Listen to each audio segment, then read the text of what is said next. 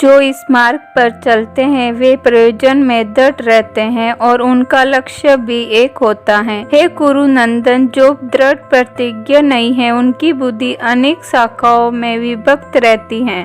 तात्पर्य: यह दृढ़ श्रद्धा की कृष्ण भावनामृत द्वारा मनुष्य जीवन की सर्वोच्च सिद्धि प्राप्त कर सकेगा। व्यवसायत्मिका बुद्धि कहलाती है। चैतन्य चरितामृत में कहा गया है, श्रद्धा का अर्थ है किसी अलौकिक वस्तु में अटूट विश्वास। जब कोई कृष्ण भावनामृत के कार्यों में लगा होता है तो उसे परिवार, मानवता या राष्ट्रीयता से बढ़कर कार्य करने की आवश्यकता नहीं होती।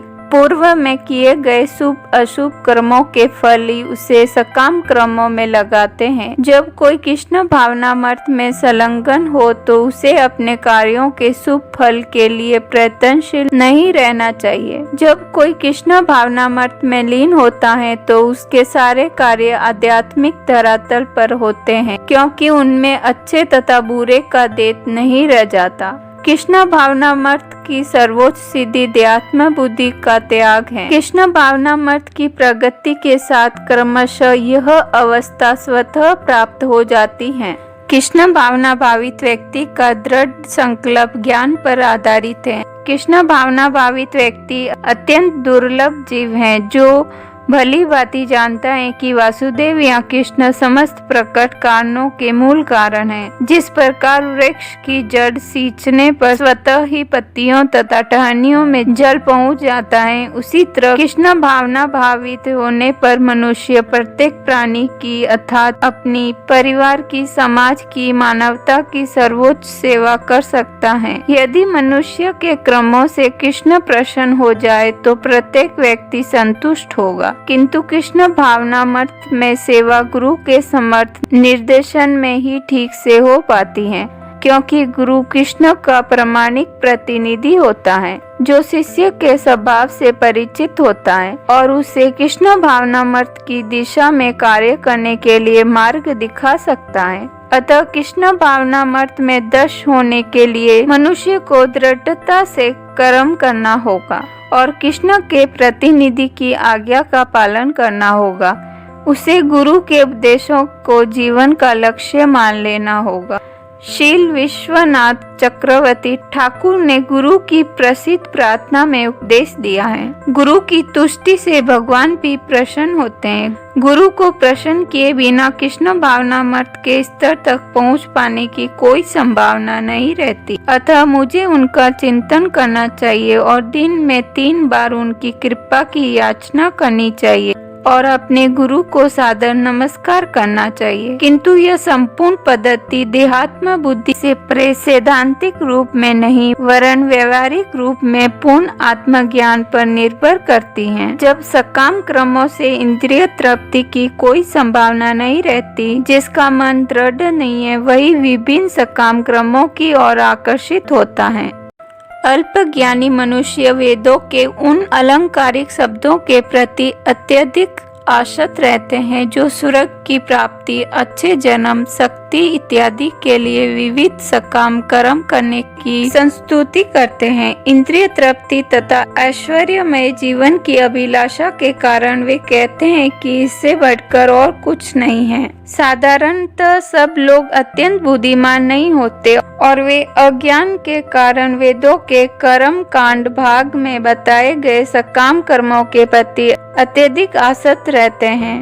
वे स्वर्ग में जीवन का आनंद उठाने के लिए इंद्रिय तृप्ति कराने वाले प्रस्तावों से अधिक और कुछ नहीं चाहते। जहाँ मदिरा तथा तरुणियाँ उपलब्ध हैं और भौतिक ऐश्वर्य सर्वसामान्य है, वेदों में स्वर्ग लोक पहुँचने के लिए अनेक यज्ञों की संस्तुति है, जिनमें ज्योतिष्टोम यज्ञ प्रमुख है। वास्तव में वेदों में कहा गया है कि जो स्वर्ग जाना चाहता है उसे ये यज्ञ संपन्न करने चाहिए और अल्प ज्ञानी पुरुष सोचते हैं कि वैदिक ज्ञान का सारा अभिप्राय इतना ही है। ऐसे लोगों के लिए कृष्ण भावनामृत के दृढ़ क्रम में निश्चित हो पाना अत्यंत कठिन है। जिस प्रकार मूर्ख लोग विषैले वृक्षों के फूलों के प्रति बिना यह जाने कि इस आकर्षण का फल क्या हो होगा आसक्त रहते हैं, उसी प्रकार अज्ञानी व्यक्ति सर्वज्ञ ऐश्वर्य तथा तजनीत इंद्रिय भोग के प्रति आकृष्ट रहते हैं।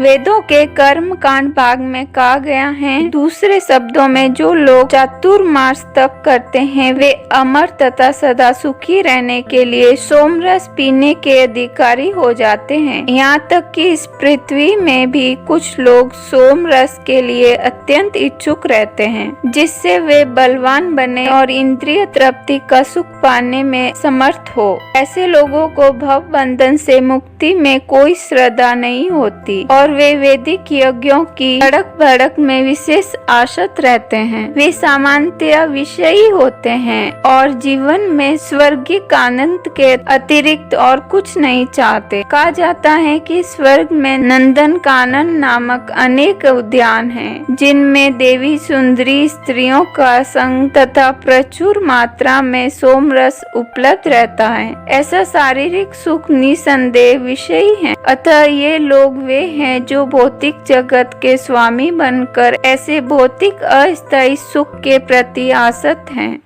जो लोग इंद्रिय भोग तथा भौतिक ऐश्वर्य संकल्प भगवान के प्रति भक्ति का दृढ़ संकल्प नहीं होता। तात्पर्य: समाधि का अर्थ है स्थिर मन। वैदिक शब्दकोश निरुक्ति के अनुसार जब मन आत्मा को समझने में स्थिर रहता है तो उसे समाधि कहते हैं। जो लोग इंद्रिय भोग में रुचि रखते हैं अथवा जो ऐसी क्षणिक वस्तुओं से मोहग्रस्त हैं, उनके लिए समाधि कभी भी संभव नहीं है। माया के चक्कर में पड़कर वे न्यूनाधिक पतन को प्राप्त होते हैं। वेदों में मुख्यतया प्रकृति के तीनों गुणों का वर्णन हुआ है। हे अर्जुन, इन तीनों गुणों से ऊपर उठो, समस्त देवताओं और लाभ तथा सुरक्षा की सारी चिंताओं से मुक्त होकर आत्मपरायण बनो। तात्पर्य: सारे भौतिक कार्यों में प्रकृति के तीनों गुणों की क्रियाएं तथा प्रतिक्रियाएं निहित होती हैं। इनका उद्देश्य क्रम फल होता है, जो भौतिक जगत में बंधन का कारण है। वेदों में मुख्यतया सकाम क्रमों का वर्णन है, जिनसे सामान्य जन क्रमशः इंद्रिय तृप्ति के क्षेत्र से उठकर आध्यात्मिक धरातल तक पहुंच सके। कृष्ण अपने शिष्य तथा मित्र के रूप में अर्जुन को सलाह देते हैं कि वह वेदांत दर्शन के आध्यात्मिक पद तक ऊपर उठे, जिसका प्रारंभ ब्रह्म जिज्ञासा अथवा परम आध्यात्मिकता पर प्रश्नों से होता है। इस भौतिक जगत के सारे प्राणी अपने अस्तित्व के लिए कठिन संघर्ष करते रहते हैं। उनके लिए भगवान ने इस भौतिक जगत की सृष्टि करने के पश्चात वैदिक ज्ञान प्रदान किया, जो जीवन यापन तथा भव बंधन से छूटने का उपदेश देता है। जब इंद्रिय तृप्ति के कार्य तथा कर्म कांड समाप्त हो जाते हैं तो उपनिषदों के रूप में भगवत साक्षात्कार का अवसर प्रदान किया जाता है। ये उपनिषद विभिन्न वेदों के अंश है, उसी प्रकार जैसे भगवत गीता पंचम वेद महाभारत का एक अंग है। उपनिषदों से आध्यात्मिक जीवन का शुभारंभ होता है। जब तक भौतिक शरीर का अस्तित्व है तब तक वैदिक गुणों की क्रियाएं प्रतिक्रियाएं होती रहती है। मनुष्य को चाहिए कि सुख दुख या शीत ग्रीष्म जैसी देवताओं को सहन करना सीखे और इस प्रकार हानि तथा लाभ की चिंता से मुक्त हो जाए।